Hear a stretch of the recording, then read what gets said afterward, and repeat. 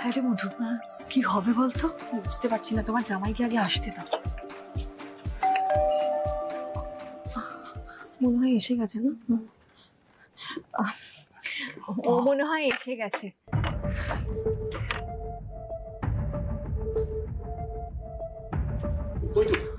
I am extremely sorry, বাবার এই হাত দেখার ব্যাপারটা নিয়ে মানে না না না না বাবা, ওনার হাত দেখা নিয়ে কোনো সমস্যা হয়নি।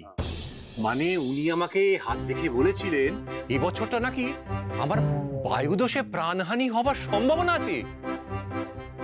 বায়ুদোষ? হ্যাঁ বায়ুদোষ, আর ঠিক সেটাই হয়েছে জানো বাবা। সেটা কিরকম? আমার স্ত্রীর সঙ্গে ইদানিং আমার খুব সমস্যা চলছে।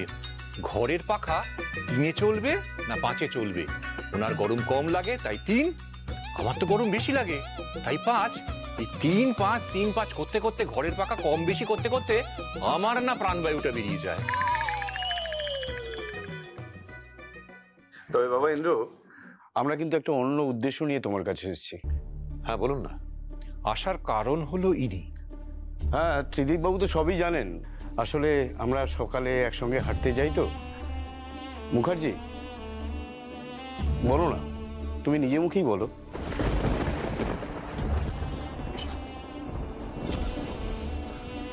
বাবা,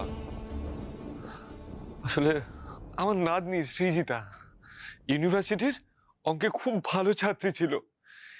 ইদানিং ওর খুব স্ট্রেস চলছিল। কয়েক মাস আগে মাত্র 22 বছর বয়স আমার নাতনিটা। শান্ত হও, শান্ত হও। বাকিটা বাকিটা আমি বলছি।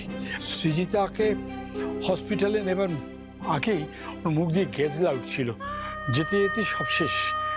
ডাক্তার দেখে বলল যে ওভারডোজ অফ ড্রাগস। কিচ্ছুটি বলেনি জানো, কিচ্ছুটি বলেনি। আচ্ছা তুমি বলো, শুধুই কি ওর দোষ ছিল আর কারোর কোনো দোষ ছিল না?